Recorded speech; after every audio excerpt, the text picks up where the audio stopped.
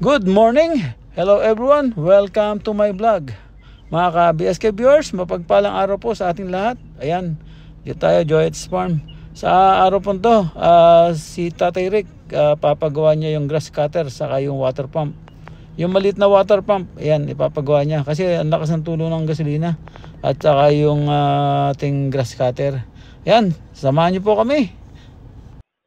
1,000 years later. 1,000 years later.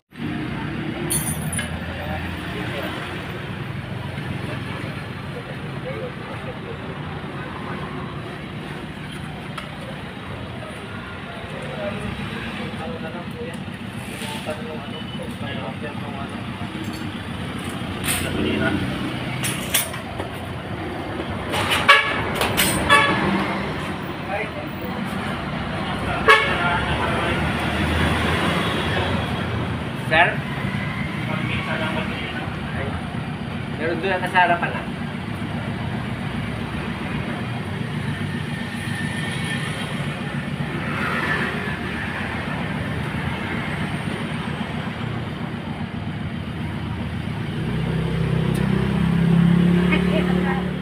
Dito mo ko, sir, ah? Oo, naku. Oo. Ayan. Pagkasanay.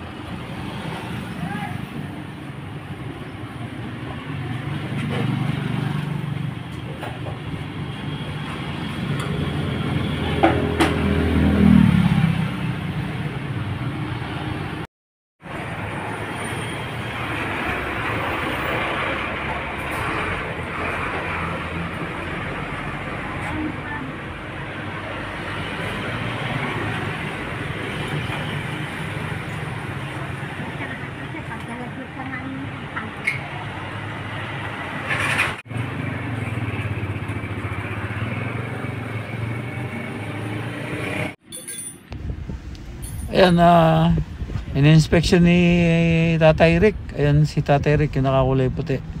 Ayan, tinitignan niya. Kaya sinasabi niya kung gaano kalakas ang tulo ng karburador.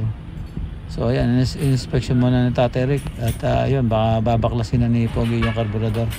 Abangan po natin. Ayan, at sinisilip, iniispatan na niya. Ayan, abangan natin yan. Sabi ko, tanggalin na, palitan na ng bago. Meron doon na sa harapan lang. Yan mga ka-BSK, pa-shoutout muna. Shoutout dyan sa mga Sagip Kaagapay 2024. Ayan, meron pa-feeding na naman this coming Saturday 27. Shoutout kay Barangay Captain Eddie Gutierrez. At pinayagan tayo sa kanyang covered court. Yan, maraming salamat dyan. Shoutout Barangay Eddie Gutierrez. At shoutout din kay volunteers natin, si Maricel Gonzales. Yan, maraming salamat. Dyan po gaganapin yan sa Barangay Look, Sitio Aloseis. Yan, Castillejo, Zambales. Yan po ang papiding namin sa sa Sabado. Yan, maraming salamat sa mga nanunungkulan dyan sa barangay. Ang babait nyo. Shoutout po sa inyong lahat dyan. Kita-kita po tayo sa Sabado. Ayan, maraming salamat. At abangan nyo po yan mga ka-BSK. Yan, meron tayong papiding po dyan sa Barrio Look. A few moments later. Yan mga ka-BSK viewers. Ayan, inumpisahan na ni Pogi yung pagtatanggal ng carburetor. Kasi ang lakas ng tulo kaya sabi ko palitan na. At pagka umandar ay magamit pa. Ayan, siguradong andar yan kasi bago. Yan, dito may binibenta rin sila ng mga grass cutter, ng mga water pump. Yan, mga class A. Yung class A lang siya, hindi siya original. Pero pwede pa rin gamitin. Kaya lang, siyempre, mas mura sa Amias. Siguro mga 1,500 mga difference. Yan. Sa atin yung ating water pump doon natin binili sa Amias. At saka yung grass cutter. Kawasaki, matibay yun. Kaya lang, para sa akin kasi walang sira yung grass cutter. Kasi ang lakas daw ng idle up, ayaw mag-minor. So, kung sira yun, hindi mag-idle up, di ba? Ewan ko ba anong tsuri nila. Pero sa akin, ang tsuri ko doon, hindi sira yun. Kasi nag-idle up pa eh. So, hanapin natin kung ano pang sira. Ang tansya ko, yung cable. Yung cable, baka naninikit. So, maaaring may patid-patid na, ayaw bumalik. Pag inatak mo, ayaw bumalik. So, naka-idle up siya lagi. At saka nagtanong din tayo kay shout out dyan kay Miguelito Katrops. Yan, lagi kasi siya naggagawa ng tinignan ko lang kung anong sagot niya dahil sa tsuri natin baka tama. Yun, sabi niya cable, magpalit daw ng cable, baka yun nasira.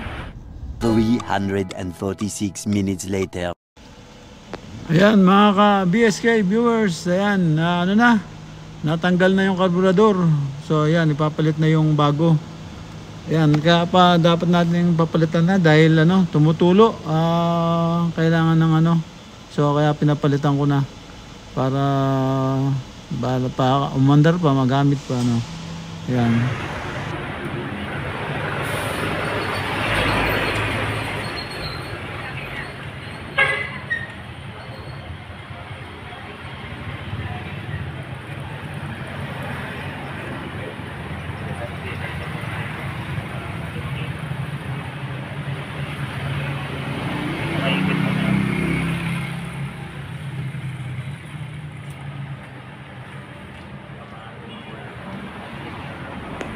Ayan po mga ka-BSK viewers, nakakabit na yung ating carburetor.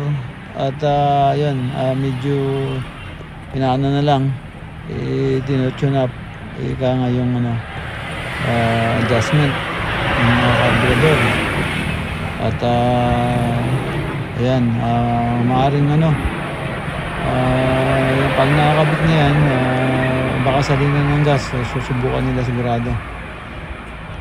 Ayan, at yan, sasalina na po ng gas at nailock na lahat o naisarado na lahat. Tatry nila kung umandar. Pag umandar, okay na yan. Pwede na. Basta umiikot yan, pwede na. Hindi na kailangan ibirit pa. Ibirit, nasisira agad.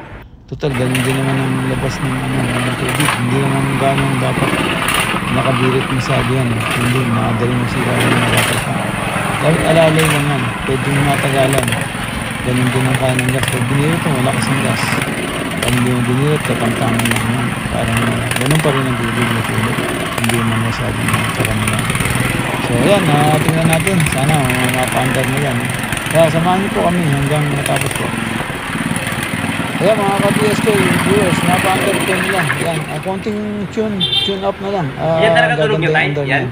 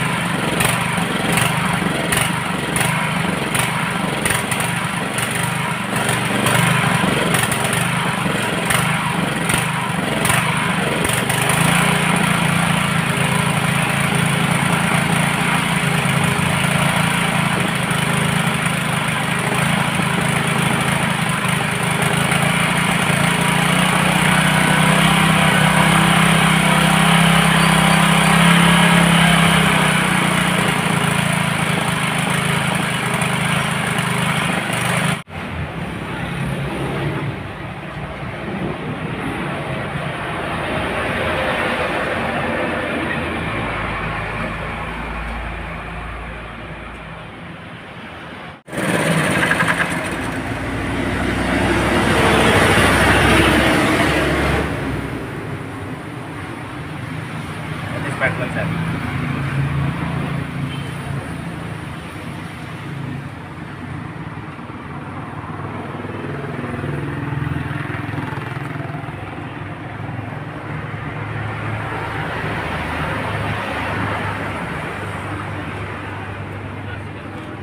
Wala.